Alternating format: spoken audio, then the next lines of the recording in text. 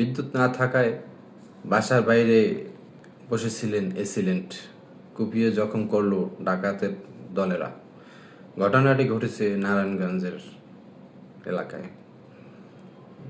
ঘটনাটি হলো শনিবার ঘটছে। তাই বিদ্যুৎ না থাকায় দেখেন আপনারা, বিদ্যুৎ না থাকার জন্য এসিলেন্ট বাসার বাইরে ছিলেন। তো তখন ডাকাতের দলেরা আইসা তাকে কুপিয়ে হামলা করে আর কি। দেখেন, উনি একজন সরকারি কর্মকর্তা, প্রথম শ্রেণীর কর্মকর্তা। ওনাকেই ডাকাতের দলেরা ওনাকেই কুপিয়ে জখম করছে। তাই আমরা সাধারণ পাবলিক আমরা কি করব? ওনারা প্রথম শ্রেণীর কর্মকর্তা, ওনাদেরই কোনো নিরাপত্তা নাই, তাহলে আমাদের নিরাপত্তা কিভাবে থাকবে বলেন আপনারা? এখানে আমাদের নিরাপত্তা থাকার কি আছে?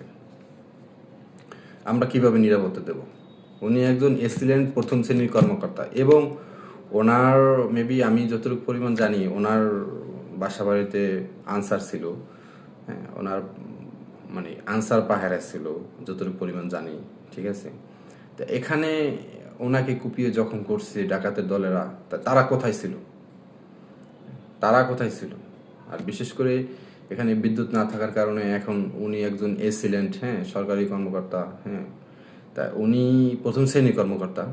তা ওনার উপরে এরকম হামলা হয়েছে, ঠিক আছে। ওনার উপরে হামলা হয়েছে বলতে ওনার ডাকাতের দলেরা ওনার উপরে হামলা করছে, ঠিক আছে। তা সেখানে ওনার নিরাপত্তা নাই, তা আমাদের নিরাপত্তা কিভাবে থাকবে বলেন? আমরা এটা বিশেষ করে এটা প্রশাসনের দৃষ্টি আকর্ষণ করছি, স্বরাষ্ট্রমন্ত্রীর দৃষ্টি আকর্ষণ করছি, আমরা বিশেষ করে উপর মহলে যারা আছে তাদের সবার দৃষ্টি আকর্ষণ করছি। এই ঘটনাটি ঘটছে, ঠিক আছে। এটার আপনারা সুষ্ঠুভাবে তদন্ত করবেন এবং সুষ্ঠুভাবে ভালোভাবে বিচার করবেন, ঠিক আছে।